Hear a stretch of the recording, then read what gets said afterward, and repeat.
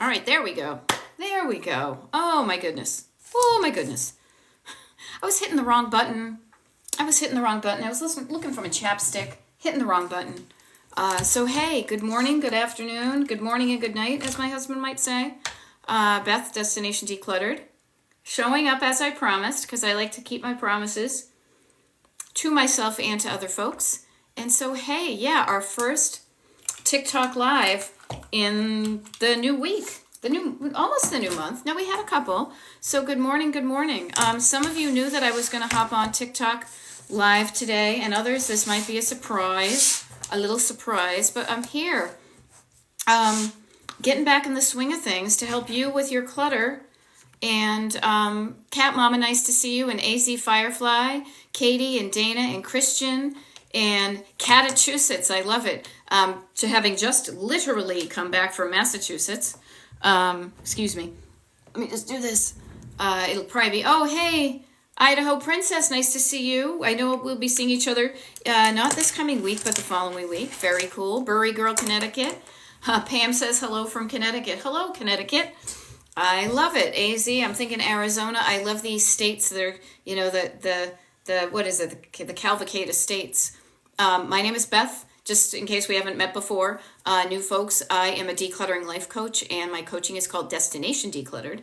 And I am coming to you live here on TikTok for the next hour or so from my studio, live from the studio here in Pennsylvania.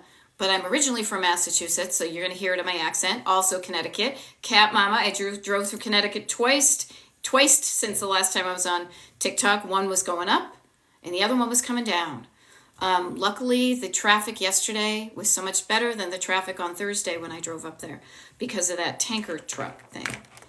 But I am here. Oh, yeah, and there's Connecticut folks, so you might know each other. So, yeah, so much traffic in Connecticut. I know, but you know what? You've got some lobster rolls, and you've got some pizza, and you've got some good food places to stop by and some ocean to hang out with. So I don't resent Connecticut as much as I used to when I used to think of it as just a rectangle to get through in between one place or another. But hey, so it's a new week. Decluttering. How's your decluttering? Are you doing well? Are you struggling? If you're doing well, let's champion those wins that you have. The more the merrier. If it feels good, you want to keep on doing the stuff that's good. You know how to do the stuff you know how to do that's getting you where you want to go. Keep on doing that. Keep that in your toolkit. I'm really here to help you kind of augment and maybe add a few tools to your decluttering toolkit so that when you get stuck, kind of like I always refer to things as a road trip. So if you get stuck on the road, you have the tools to get yourself unstuck. Okay, Barbara Dean is saying moving ahead. Yay. Still lots to do. Yes, there are going to be things ahead in the windshield. But even me, I mean, look I do this for a living, and I just spent the weekend up in Mass doing decluttering. But now there's less to do because I did some now. There will always be things. Okay, cool. Barbara Dean is saying, feeling positive thanks to you. Yeah, having a better feeling about what you're doing, having a good feeling, a positive feeling, an encouraging feeling, and I can do this feeling is going to help you do the stuff. I know the feeling of walking up the attic and being like, oh my gosh, too much, and then wanting to walk down again. That's how my mom was. But I know I can do this because I've practiced, and it helps. Now, was I exhausted at the end of it? Yeah. Did I get as much done as I thought I was going to? No, but man, I got like 85%, you know? Okay, I got a couple of things here. Bury Girl, been in the same house for 24 years. Husband and daughter don't want to declutter, but you're feeling it's time. Okay, Bury Girl CT, what I want to suggest is they may not be ready. They may not have the skills. So concentrate on your stuff. Not the stuff that's, you can concentrate on your clothes, I almost said souvenirs. Surface store sentimental stuff, your clothes. Just your things. You can learn how to declutter. You can declutter your stuff and practice that. Maybe even just by example. You may be able to share them some tips and tricks that you learned from me so that they get on board and say how much better it looks and feels and functions when you're decluttered. Okay? D. Worland is asking for tips for going through boxes and boxes of photos. Yes, not boxes and boxes.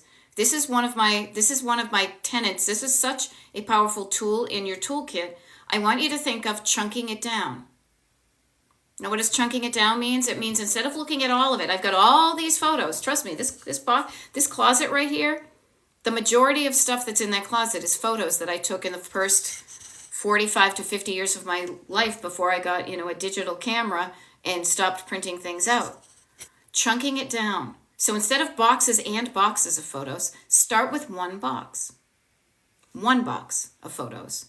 And then that one box of photos, never mind anything else. This is practice. And I know with ADHD folks, because I live with you people and I am one myself, you can easily feel overwhelmed. I want you to start practicing putting on your blinders and getting focused. Not necessarily hyper-focused. There's a difference. There's a middle ground. You're not necessarily stuck on the side of the road and you're not going 90 miles an hour. Practice learning how to drive a good speed limit. So pick one box of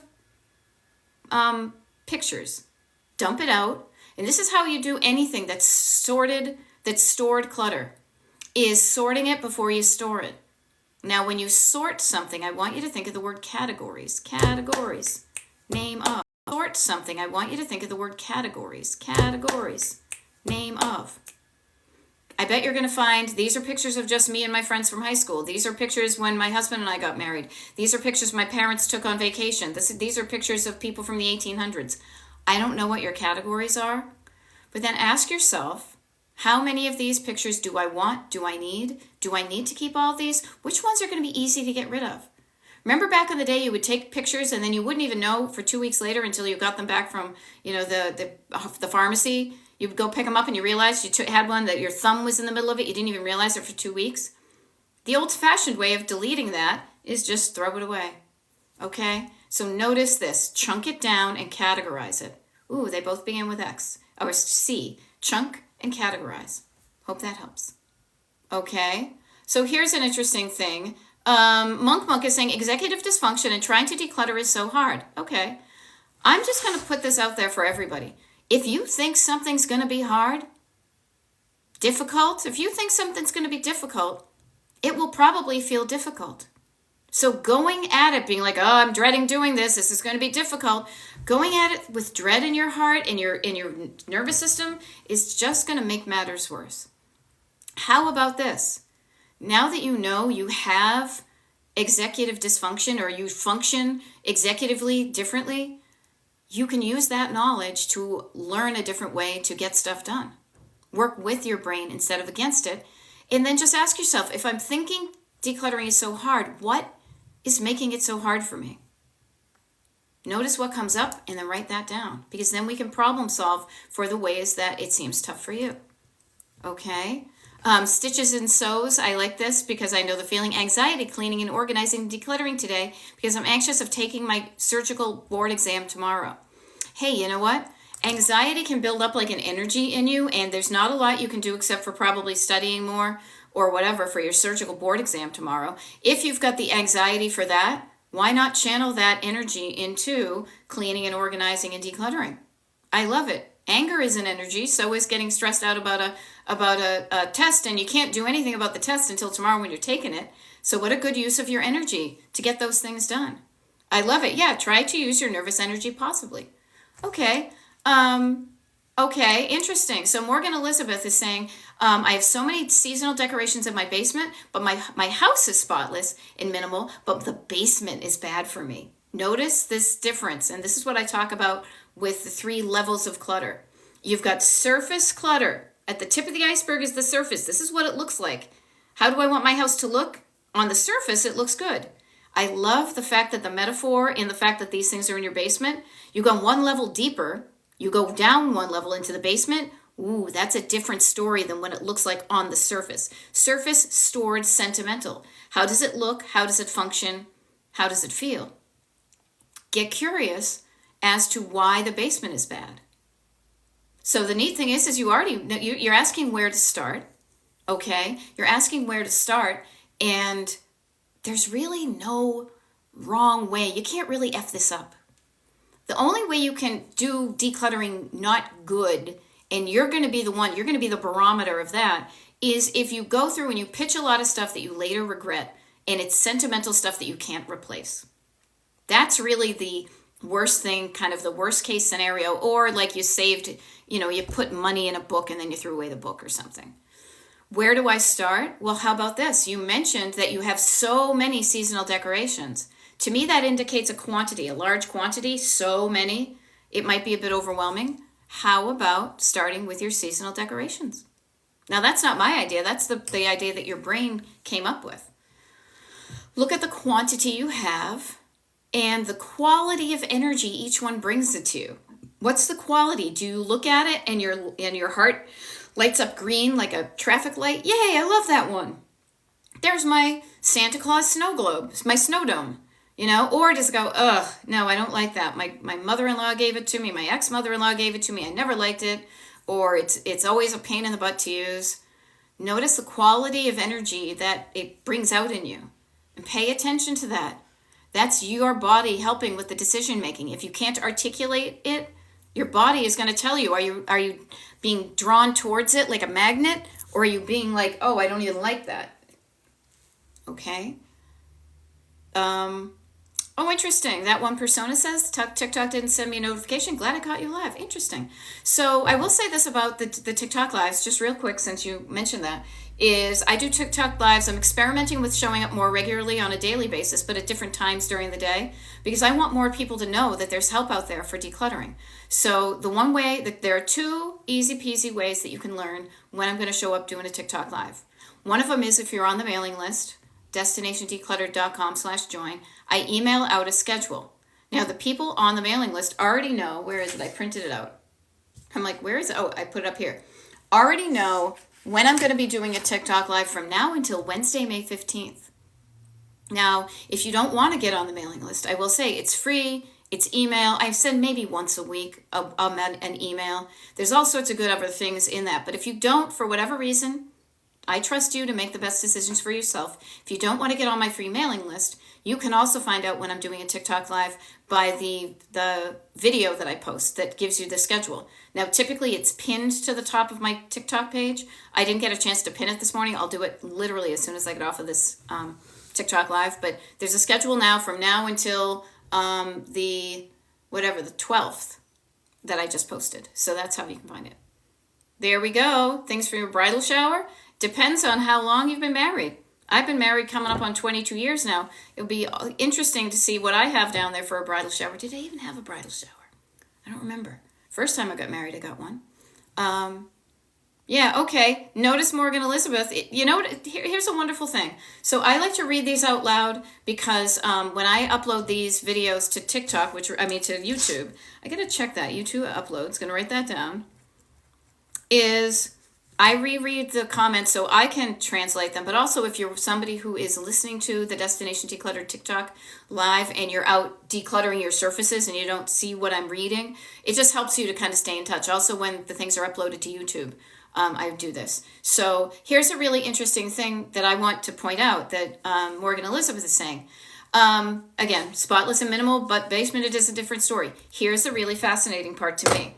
Now, this is why I got into coaching, because I love being Nancy Drew about these things. Notice the clue, Nancy Drew. My mom says, and this is a backseat driver. This is the voice in the back of my head. The backseat driver that sounds like my mom says, keep them or wait to sell them. That's your mom's voice. But you, Morgan Elizabeth, your voice is saying, I just want to get rid of them. I won't say who's going to win, but notice, you've got a backseat driver, you've got a co-pilot. Your co-pilot voice is your voice saying, this is your life, this is your home, do what you want. You want to get rid of them. But notice how powerful somebody else's voice in your head can be. This is where just noticing that the voice in your head that's saying keep them isn't even your voice at all. If we quieted down that one, and the only voice you heard was yours would be like, get rid of them. Notice that somebody else's voice in your head is saying, do what they want you to do, not what you want to do. Just even noticing that can be mind-blowing. Oh my gosh, that's not even my voice. I want to get rid of them, but no, somebody else is going to be mad at me if I get rid of them. It's going to be my mom. Okay? Okay. I don't know where to start or what to throw away. Start here in your own heart. Start right here. What's the stuff you love? You keep it. What's the stuff you don't love? You give it away. I say that and it can't, okay. How about this? Monk is saying, best way to go through my parents' things while grieving. My dad passed in 2020, my mom in 2022. Still fresh. I'm going to be really, first of all, my heart goes out to you. That sucks to lose them both in such short succession. Allow yourself a chance to heal. Don't do it while it's fresh. If it's still fresh and you gave the little heartbreak sign, if your heart is still broken and it is going to cause you physical and emotional pain to go through their stuff, there is no timeline for this. There is no official designation of you should be through your parents' stuff in X many. I want you to do it in a way that does not create harm for you, does not make you feel bad, because when you feel bad, it's just going to make it more difficult. I was just, as some of you may have seen some of my TikTok videos over the weekend, I was just up in Massachusetts helping my mother, really helping me and my sisters, because I was doing the decluttering of the attic. My mother doesn't want to do it, can't do it, yada, yada. A lot of the stuff up there was my father's. My father passed away in 2010. Even then, it was stuff that he didn't want to deal with when he was alive. I literally found mail. It had been opened, luckily, but opened mail, random stuff, like a thank you note from the Texaco gas card for being a good customer. Literally, these things were like stamped, what do you call it, postmarked, 1969, 1974, 1982. So it was much easier for me to deal with this stuff decades later, when it doesn't mean anything to anybody and even he's been gone. But don't try to move forward when you are still in recovery mode. Okay? When you start to feel better, you will do better. And here's how I want to help you with that. When you're feeling like you can do it, notice where my hands are. They're near my heart. This is my nervous system. You can think of something. You got your head, your heart, and your hands. When you feel like you can do some of it, here's where I want you to start. Start up here with the surface clutter. Surface clutter. The really mundane things that don't mean anything anymore. Then, when you've dealt with those things, what you're going to know is that there's another layer of clutter that has a little bit more kind of a story behind it, sentimental, things like that. My dad was wicked into a certain dog breed. Literally since he was in high school. I found evidence of that when I was going through it. Now his, copies of the magazines about the dogs were sentimental because they kind of they were more stored because my dad liked them, but it was a totally different feeling than a handwritten letter and a photo of his. So notice the different layers of clutter. Surface, stored, sentimental, to just kind of make it simple. Okay? And you're going to need to feel ready to deal with each one of those. But start with the easy stuff when you feel ready to do it. When you feel ready, when your nervous system, when your head and your heart are saying, I feel like I can do this. This feels doable. I feel like I can get started. Because if you can't feel it, you're not going to do it. Okay? So please take your time, do it right, and don't feel like you should be doing this. I should have done it. I should have done it. Don't should on yourself. I don't really love that phrase. It doesn't really land with me, but yeah, should is just a made-up thing. You decide, I choose to believe that I'm going to get to a point where it's going to not feel less painful to do it. Hesitant to get, okay, Clara's hesitant to get rid of clothes. Hesitant to get rid of clothes. Because either you fit them now and you maybe if don't, the fit probably has something to do with it, I think. Okay. Every family member's home is cluttered. I've always kept up. Now I'm overwhelmed. Yeah, family problem. Yeah, notice when you don't feel ready to do stuff. Okay? When you don't feel ready, when your nervous system is already at capacity for whatever other reason, decluttering and stuff is going to seem insurmountable. It's going to seem really hard. Notice that there's a time in your life and in your head and in your nervous system where it's going to feel better. And when you feel better, you're going to do better. So practice even just noticing where your energy is. Is it there at all? Are you empty? Are you activated? Are you at, nervous energy? I'm all like this. I'm all, anxiety and, activated and zing. Okay? If that's how you're feeling, don't start to declutter. It's just going to be more difficult. Start with here. Declutter your nervous system. Calm it down, slow it down, breathe down. Instead of being overwhelmed and shh, calm down, slow down, breathe down, quiet down, write it down, chunk it down.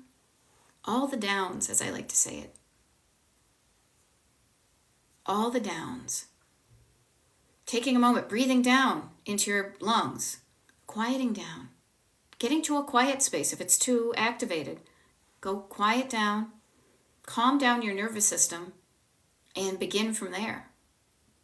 Okay? Clara's asking if worth trying to see if your clothes fit or not. Yeah, if you look at it and you think you might wear it again, if it fits, try it on. You'll know, you'll have more information. Does it fit or does it not fit?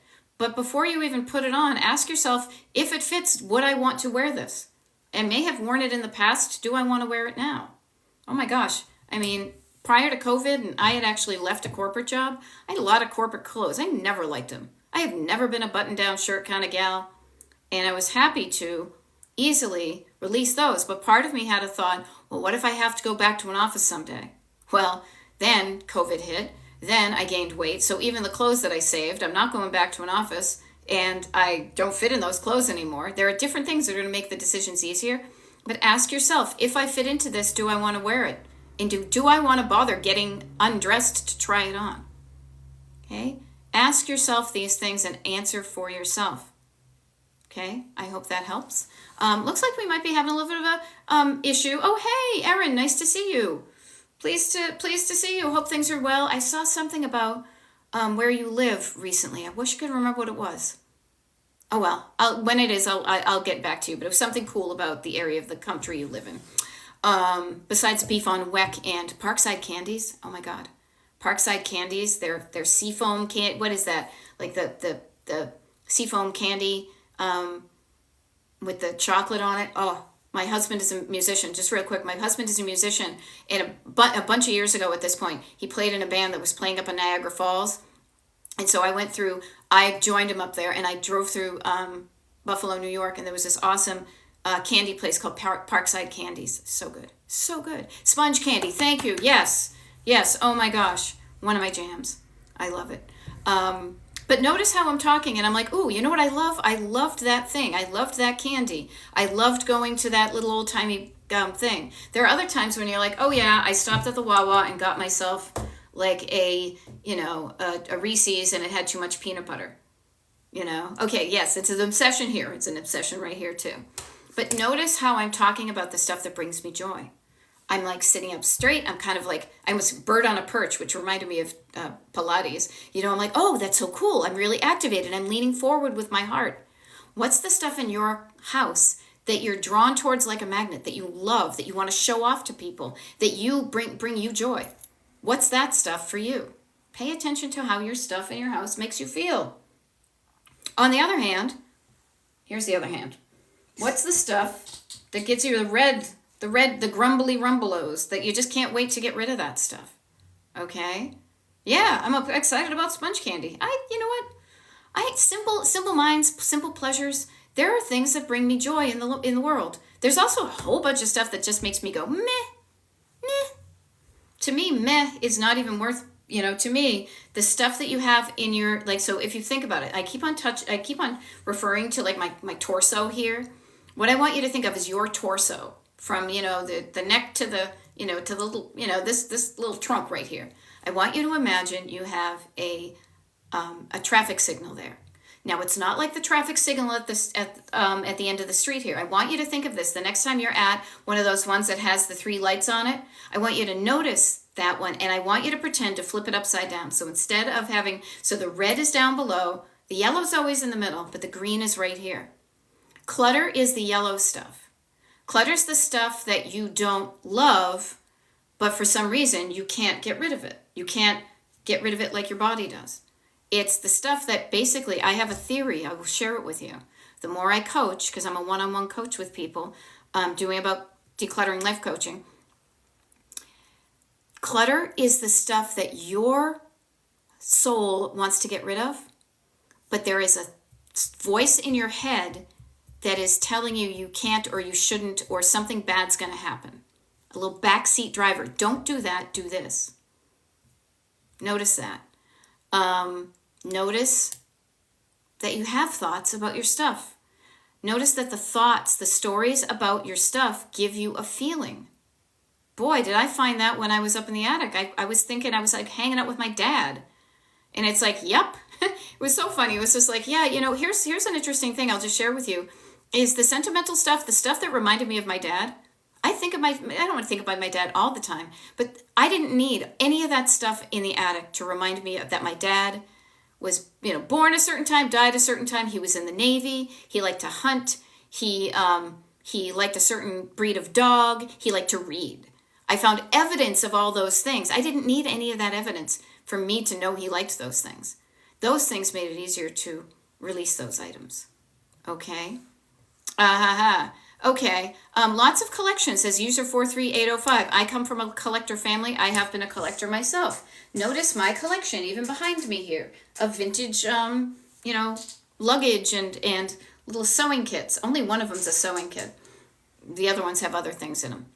Sometimes I get stuck. Who to give away in the family instead of just hauling it out?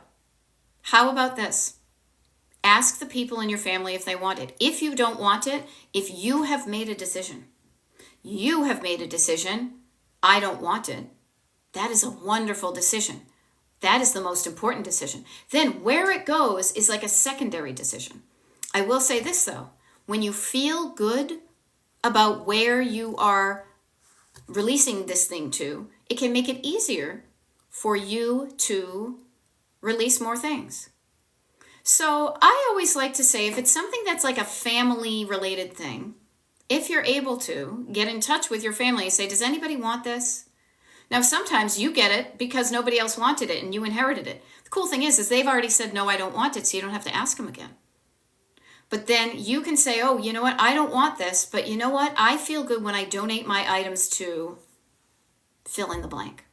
Now, I am looking at my map of the United States now with all my little smiley faces on it for my clients. I coach clients all over the country because I work on Zoom.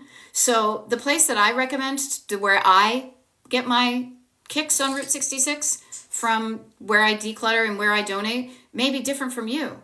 But you may have a place that's easy, simple. You feel good about their mission. Whatever it is that makes it easy for you to get things out of your home and into somebody else's, pay attention to that. I want it to be easy.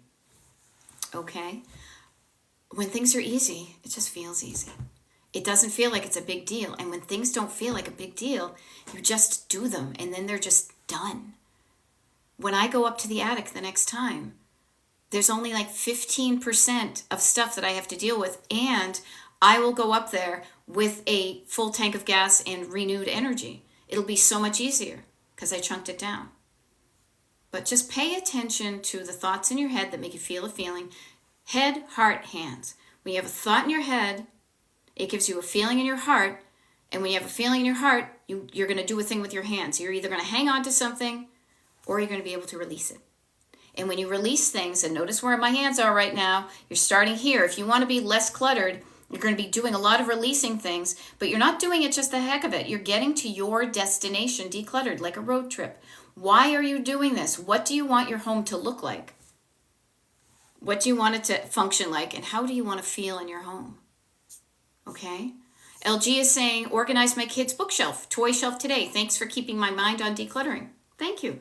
Practicing keeping yourself focused on something allows you to get the benefits. If you're just bopping from place to place, I mean, there's a time and a place for much of this. You don't always have to go deep dive, but man, you're going to need to if you want to see any results. It's like practicing something to get good at it. My husband, I have, it's so funny, I think about this now. It's kind of just occurring to me. I grew up with a person who had a very short attention span, so that I was shown when you reach a part that's tough, you don't just work through it. You get frustrated and you throw it across the room and you give up and you try something else. Is it a wonder that I don't know how to do a lot of those things deeply? I learn about myself all the time when I'm coaching. But practicing keeping focused, Practicing on keeping focus till something is done. It is practice. It is a muscle. Even if you have executive dysfunction or ADHD and your brain likes to go bopping from place to place, knowing how you can focus and you can have tools in your toolkit to get yourself focused so you're not just waiting for it to occasionally happen, like that hyperfocus. Getting yourself into a focused state allows you to get more stuff done as opposed to just waiting for inspiration to hit. There we go. Chick D Cam says, growing up, my grandparents gave us tape and pens to put our names on what we wanted when they passed. That's an idea. There we go. There we go. User 430 says, I built on twice, 6,000 square feet due to stuff. Kept all till the last few years. Now I'm embarrassed and ready. There we go. Yeah. Somebody's saying, I understanding that I don't need 100 towels and 100 sheets and 300 shirts. Yeah. Notice that at a certain point, you're thinking that this amount of stuff feels good. Notice that can continue to feel good, but you keep on building. And if you keep on building it up, the quantities of things, it goes from feeling good to feeling not so good. It's kind of like you're drowning in it. And then when you realize you're in above your head, decreasing the amount of stuff will literally allow you to be able to breathe. Okay? But you have to get to the point where you're ready to make that change. I show up as a coach for people who are ready. And I don't mean I show up for you if you're ready. Like, I don't mean that as a hard sell, but I can offer you ways of thinking of things. I will suggest to you ways of looking at your stuff from a different perspective. But you're going to have to look internally to say, am I ready to do this? Do I want to do this? Is, as my awesome friend Michael would say, is the juice worth the squeeze? Why am I doing this decluttering? And I want to offer to you because you want a life, you want a home that looks and feels and functions like you want it to. Looks and functions and feels, LFF. Look, function, and feel. It's not an acronym, but I try my best. Okay? What do we have here? Yeah. Bobby Dugas says, that's when I'm learning about myself to power through. Now, the difference is, though, I will even say this, powering through, to me, is you get to the point where you previously might have wanted to stop and noticing that and then recommitting to moving forward. If it's really painful, please stop. I was in an exercise class this morning, 7 a.m. There was a certain point where I was like, you know what? I'm going to ease up because I want to be able to walk tomorrow. But I did what I could. I got to that threshold and I felt good for what I was doing. Now, if I'm always getting to that point and I'm not going over, then I question that. But just notice where you tend to stop and get curious why you're stopping. Is it a thought? Is it a feeling? Is it a combo? Get curious about this stuff. Okay, Lisa being Lisa says, it's so tough for me to stay focused on one thing. I try to get my daughter to come over and remind me to stay on track. Okay, I would love for you, for Lisa, I will say this. When you know that you have a hard time staying focused, you have a list of things you haven't focused on. How about this? How about the flip side? What are some things that you are good at focusing on? Do you have an example of, do you finish brushing your teeth? Do you have a routine that you do every night before you go to bed? Do you remember to make a cup of coffee? There are probably examples of where you do stay focused on one thing. Write those down. Remind yourself that there are times when things are easy for you to stay focused on. Then get curious as to what is going on when you are not focused. Now, trust me, I grew up with people who could not focus. I tend to be one myself sometimes, but I've practiced. I have gotten better. I've developed that muscle. So this is why I show up knowing you can do it too. Notice where you start to, you're focused. You're driving from here to the mall, from point A to point mall, right? When do you find yourself veering off on another stage? Where do you find yourself stopping and hanging out and having a picnic? When do you find yourself driving towards another thing? Think of it if you were in your car. How many times you've detoured when you're just trying to get to having the laundry done. That felt good. Get curious when you start to detour and find yourself that way. Oh, you know what? I almost did that, but I'm going to stop that. I'll come back to it later. I think the fear of forgetting tends to be a big thing. I'm afraid if I don't do this now, I'm going to forget. So notice there's a fear, and learning to work with your brain and have tools ready. I write lists. I send myself reminders. I use a timer. I've got a list here. I've got a list here. I've got a calendar on, in my head, more so on my phone and on paper. Create tools that help you live the life you want to live. And When you learn how to do it yourself, you won't be reliant on your daughter coming over to help remind you of this because you've developed the skill inside you. Okay? Yeah, setting a timer to get something done works for me sometimes. I will say this, I don't like the timers that tick, tick, tick, tick, tick, tick, tick. That stresses me out. But the one on my phone, oh, there's my chapstick. It's so funny. I'm like distracted. As I just talk about distractions. But I've been distracted by my chap lips for the last 2 hours since I've been coaching. How do you recommend sticking to a deadline? Think of a deadline as a destination. What's exciting about that deadline? Why do you even want to get to it? If you don't have anything exciting about it, make something exciting about it. Sometimes the exciting is I just want it done. Taxes, hello. Paying my bills, hello. I just want it done. I don't want to have to worry about it anymore because instead of it being in my face or ahead of me, it's in the rear view mirror. I already did it. I already paid my taxes. I'm good. I already did the laundry. It's done. I did the dishes. It's done. Now, some things are never done. Laundry and dishes are cyclical. They will always happen. But right now, I feel good that the sink is clean and there's dishes in the dishwasher. Okay? Now, notice, Marie, not Maria, says, but I love to shop. Okay. Nobody says you have to stop shopping. How is shopping in your own house? Go shopping in the stuff you already bought. Crazy thing is you liked it at one point, you're probably going to like it again. Go get that shopping dopamine hit from shopping in your own closet and say, I'm going to shop here, I'm going to wear something that's in here. But notice when you've got plenty of stuff and you're still going out to shop, it has nothing to do with how much stuff you have. It's about how you feel about your stuff and how you don't feel. And sometimes how you feel has nothing to do with the stuff, but you're getting a good feeling you're distracting yourself, you're getting a dopamine hit. I have the money. Shopping ticks a lot of boxes. So notice that about your shopping. Do you really need that? And I don't mean it in a judgy way. If you want it, sometimes that can be good, but question yourself, why am I doing this? What's the good feeling I'm getting from the shopping? Could I get that good feeling elsewhere? Right? Same thing with like overeating and drinking and stuff like that. Okay. There we go. Yeah, I love shopping and I love free items too of good quality, of course. Yeah, I don't care for shopping anymore. I've never really enjoyed it. And free stuff, if I want it, I do. Yeah, the goal of getting it done.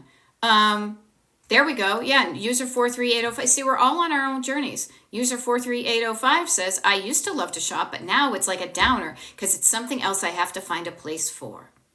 You know, I love this. Melodia Martinez says, I just found a stored away bag of summer clothes, and hopefully it's getting to be summery where you are. Yay.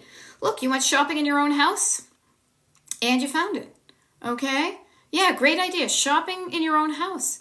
Cat Mama says, I found nice things from a craft show I forgot I had. Now notice this. User 19633 is saying, I can't have surgery until my house is better. That's a curious thought. Notice that as a sentence. I can't have surgery until my house is better. Are they gonna operate on you in your house? I mean, if they are, yeah, you might want to clean it up. But notice that as a sentence in your head that is actually stopping you from doing something that could be really important for you. It's a sentence that's stopping you from getting some surgery you might need. So notice, where's that coming from? The call is coming from within inside the house, actually. You know, I'm a pop culture person. But you know what? The call is coming from inside the house. Why does your house, and I just always show up as a coach, and right now, with curiosity. Why? Why does help me understand why your house, in order for your house to be clean, only when your house is, better, can you then go to the hospital and get it. Now, I will say, I know that there are reasons why people may need to function and navigate, and somebody may need to come in and take care of you. Those are concerns. Those are things that would get in the way of you doing that. But knowing the context around these thoughts can give you a better understanding of, sometimes they just pop up in your head and you're like, I don't even know why. That makes no sense. No, I'm going to go get my surgery. Okay? Yeah. Okay. Yeah. Home health comes in. Okay. Yeah. I love this. So, Sup says, I have a hard time going through my parents' memorabilia, of course, because everything reminds you of them. And user 1963 says, I have a depression era soul. I keep things to repurpose or give to friends and family. Yeah, so notice you're a clever person. You know that that thing is worth more than just putting it in the trash. But let me ask you this. Is the quantity of items you have in your house lighting you up or dragging you down? You know? Okay, because I will be able to fix it after, no mobility after. Okay, maybe you'll have no mobility. You know, notice the reasons why you can't get this stuff done. So if you have destination, I want to get my surgery done, maybe that helps you show up now. You know, but notice these thoughts. I'm going to repurpose this. I'm going to give this to a friend. Ooh, notice the feelings. Ooh, going through this stuff is hard. This is reminding me of my parents looking through their memorabilia. Okay. Hey has a thought. I always worry about not having enough money to replace what I get rid of. So notice that these are all sentences in your head. You could type it out. You could, you know, what is that? Like do steno. You could be a little steno lady. I have a steno book around here. Just the facts. Those thoughts in your head, write them down. That's what's keeping you stuck. A thought in your head that makes you feel a feeling. Head to heart. If these two are not playing nice, you're not moving things, you're stuck. When these two things are both green light or red light, like, nope, don't want it, yep, I agree, then it goes out. Yes, I want it, yes, I want it, it stays. When there's a disconnect here, that's where coaching comes in. Okay, but notice a worry, a fear of not having enough money to replace what I get rid of. So, hey, I ask you this. How about asking yourself before you get rid of anything, do I think I'm going to need this in the next year or two? Clutter is not the stuff you love and the stuff that you find beautiful, useful, or sentimental. Bus, B-U-S, beautiful, useful. Do I think it's beautiful? Does it bring me joy? Visually, I keep it. Is it useful? Does it help me make my life easier? I keep it. Is it sentimental? Does it something sentimental that tells me a good story? I'll consider keeping it. Anything other than that, it's probably an indicator that it's something you can let go of. Clutter is not the stuff you like. Clutter is the stuff you don't want. You know? Okay, here's the thing. The repurposing stuff gets me stuck too. Okay, says user 43805. This is the next question. If you think you're going to repurpose it, do you repurpose them? Are you crafty? I say this from a place of connection because I used to think I was going to repurpose things and craft things. Then I realized I didn't like to be crafty. I realized when I had the time to do it, I wanted to do things other than being crafty. So instead of forcing myself to craft, I loved who I was, who went and did different things. I no longer became crafty. And then you know what I did? I created. I wrote books. I created a website. I created videos. I created my coaching. You know, I express my creativity in different ways. Okay? Yeah. So Casey is asking, what do you do when you're married to someone on the autism spectrum who hoards? It's a daily battle. Okay, that can be difficult. Now, I will say this, in complete honesty, I am not a trained mental health professional. I say this very clearly to all of you, and I'm cool with who I am and what I do. I am a certified life coach, so I can help you with some of this stuff. But if you think that somebody who's on the spectrum who hoards, hoarding is an official diagnosis in the DSM-5. That means that there are trained mental health professionals that can help with actual hoarders. Okay? But Casey, what I want to offer to you is maybe what I can do. And I just say this even just by watching my videos here on TikTok or the recorded TikTok lives or just these lives that I do, not even necessarily getting into a one-on-one coaching situation, because I offer that too, is if you're not the person on the spectrum and you're not the one who hoards, maybe you can learn a different way of dealing with your items that can decrease this. Noticing what you can do for you and is opposed to trying to solve that person. See where you show up. What are your habits? What's the quantity of stuff that you have? What light does, the quality of energy, the stuff that you have? I bet there's a lot of decluttering you could do on your own that has nothing to do with that other person. You've got your own clothes. You've got your own sentimental items. You've got things only you use. You've got your own toiletries. You've got your stuff. Practice decluttering on yourself first. That's what I did before you try to declutter anybody else. Okay? There we go. Ashley is saying, I worry about that, the kind of getting rid of it and then I might need it, but half the stuff is beyond expired by the time I need it again. So notice that you just don't need it within the time frame you thought you did. You bought it thinking I'll need this, but then you say, wait a minute, I only go through about one of those a year. So adjust your shopping accordingly. Learn from it. Okay? Okay. So notice these things. Okay. Whoop, there we go. Oops. Sarah Larkin says, oops, I realized I have too many things. Well, you know what the cool thing is? Is that when you realize it, bing, you know what I just realized? I just realized I have too much stuff. Once you realize that, you can do something about it. Ooh, I have too much, too much, too much, too much, just right. The difference between too much and just right is only this far. We're not getting into lack. We're not getting into, oh my God, what if I need it? No, we're getting to the feeling of just right for you and your nervous system and the, what you collect and the size of your house. So you walk around your house feeling good, not that you have too much. What is the category of, what are some items that seem like too much that you could get rid of? That's the clutter, is the stuff that's between just right and too much, and the too much. Okay? Yeah, just right. It's like Goldilocks and the Three Bears.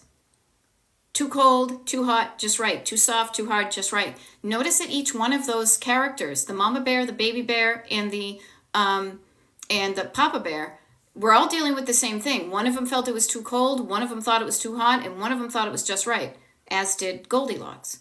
Pay attention to you.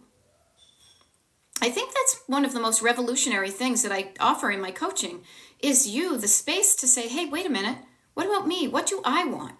Is this too much for me? Is this not enough? What about me? Asking yourself what you want can be a radical idea, especially if you're a female, in the 20th century, and 20th century, 21st century, but a female growing up in the world. You're not told to ask for what you want. If you do, you're greedy, you're selfish, you're self-centered, all those bad things. You're supposed to be thinking about everybody else. Think about what you want. Think about what your level of just right is and notice what your level of too much is. I will tell you, my level of just right is much lower of stuff than anybody I'm related to. Because I've gotten used to living at a certain level of stuff, and I still have a ton of stuff. I have stuff, my level of too much, or just right could be somebody else's too much. But they don't live in my house. They don't live in our house. For us, what we have is just right, and we then maintain it. We don't bring in too much, and if it seems like too much, then we knock it back down again. So hopefully that helps. Okay. Do you put out bins before separating? No, I make piles. I do, because sometimes when things are in a bin, then it's like, oh, I did something with it. I try to keep things as simple as possible. You can start decluttering right away if you only do piles. Once you do a pile of categories, then you can say, do I want to save this or not? And then you can put it in one of two bins. The should I stay or should I go? This stuff gets saved, this stuff doesn't. But yeah, I work on piles, big piles to small piles. That's what I did up in the attic. All right.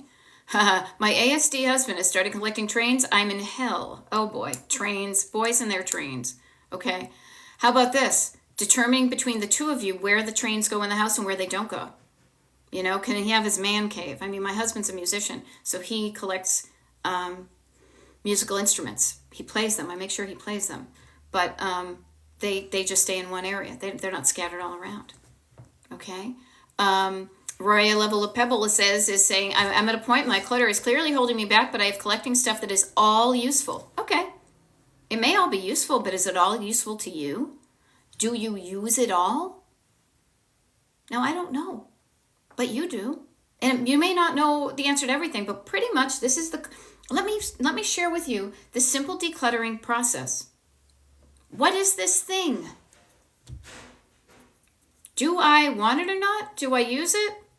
Do I want to keep this or not? Decision making. If I want it, where does it go? Somewhere I can easily find it. If I don't want it, where does it go? Out of my house. Lather, rinse, repeat. So the stuff may be useful, but is it useful to you? You're not using it, it's not useful to you.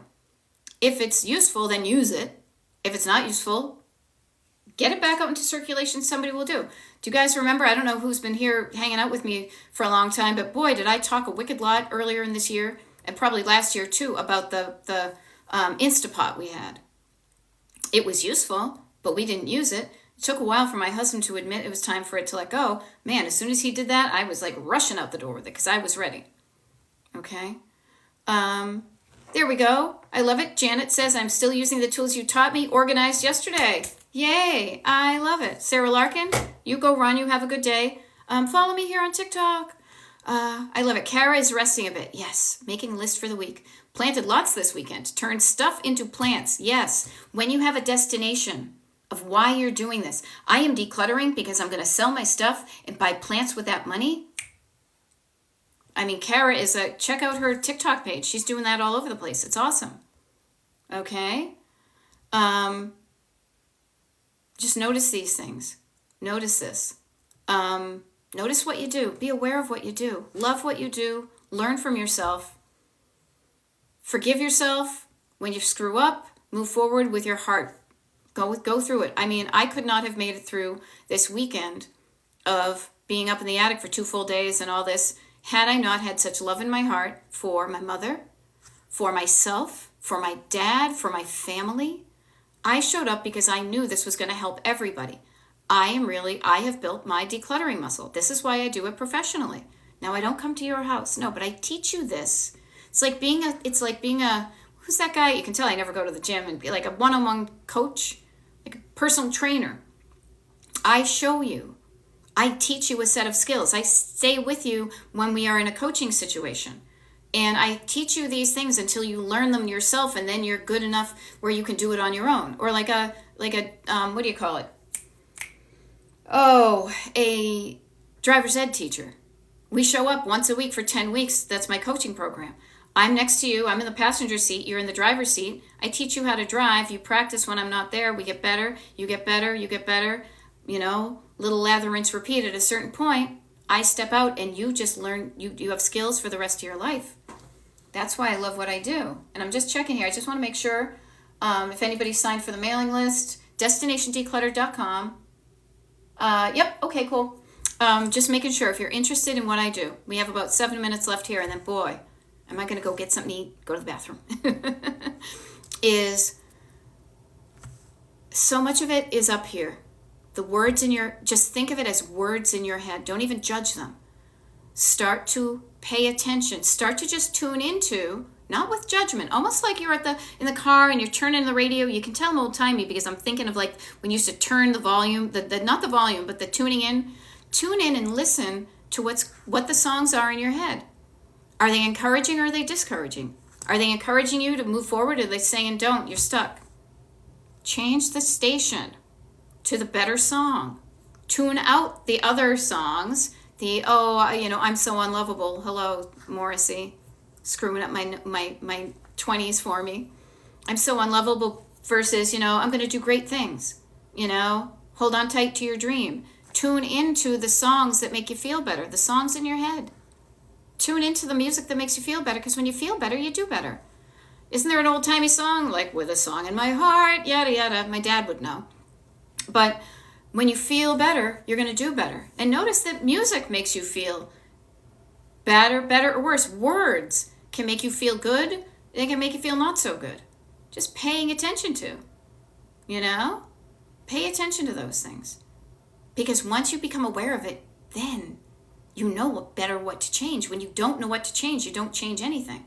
When you're like, oh, look at how crappy I just talked to myself.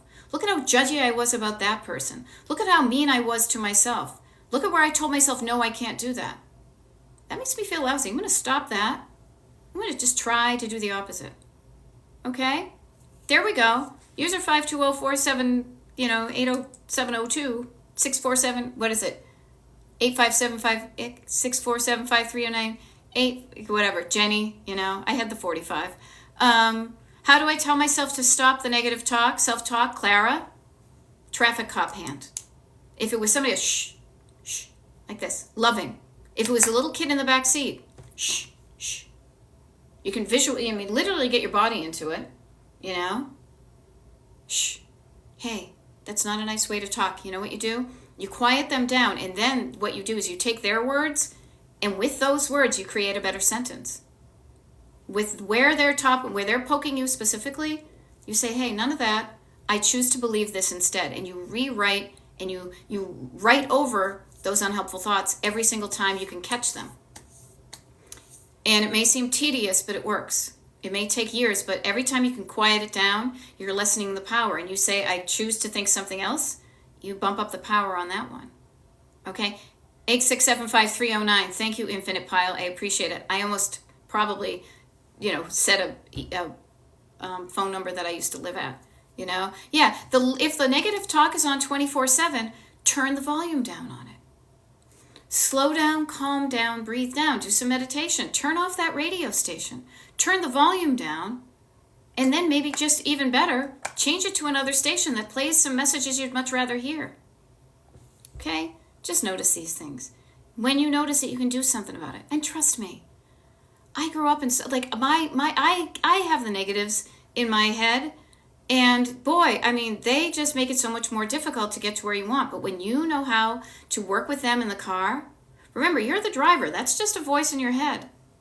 You can listen to it and drive to where they want, or you can stop that and say, yeah, but what would I rather feel?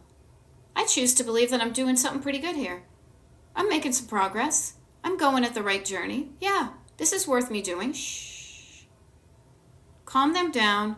Drive ahead to where you want to go. And I love this. Awesome Sauce is saying, any tips on decluttering my car? Yeah. Notice what you want your car to look like. I mean, here's the great thing. Most of the clutter in your car is going to be surface clutter. It's not going to be sentimental. It's probably going to be trash, recycles, and stuff that you put in the car to remind yourself to do something. If you throw away the trash, you throw away the recycles, you vacuum out, you clean the car, and then you see what stuff you have left in your car. It's probably like, oh, that's right, I was going to drop that at the Goodwill. Oh, that's right, I have to make that return. Oh man, I put all my reusable shopping bags in here, and now I've got too many of them.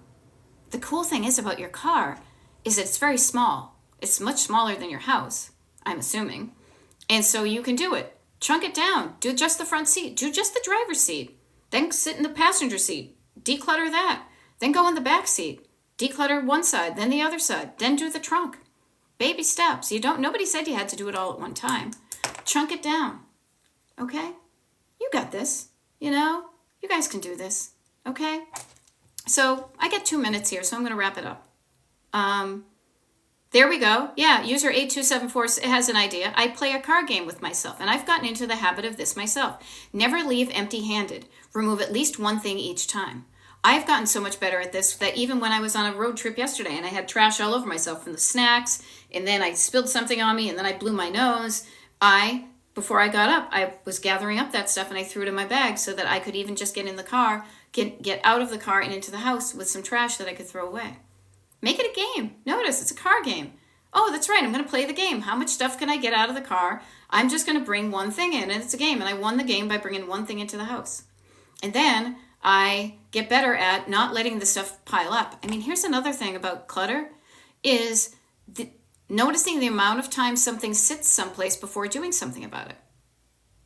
The habit you have. How long do you let something sit before you do something about it? When you shorten up that time, you become less cluttered. Easy peasy, huh? Now, there we go. And user 8274, notice this. And when I see progress, I feel like I want to take more than one. I want to take more than one. Notice the seeing and the feeling makes you want to do the thing better. That's what coaching helps you do. When it looks better, you feel better. And when you feel better, you do it. And Guadalupe Lazzarini is saying, thank you, I'm cleaning it now. I love it. And you're going to feel so good, not just after having done it, but when you drive around in a clean car, they sing me rollin', they be hatin', We do this. The whole reason I show up to be your decluttering life coach here, Beth, Destination Decluttered, is to help you feel better. Yeah, that's pretty much. I want you to feel better. Peace of mind, know where things are, get stuff done easy, house is easy to maintain. Easy, easy, easy, lemon squeezy, squeezy, squeezy. Okay? Now, I am going to sign off right now. I do have some more TikTok lives this week. If you want to get the full schedule, you sign up for the mailing list, destinationdecluttered.com/join. I send you a cool email.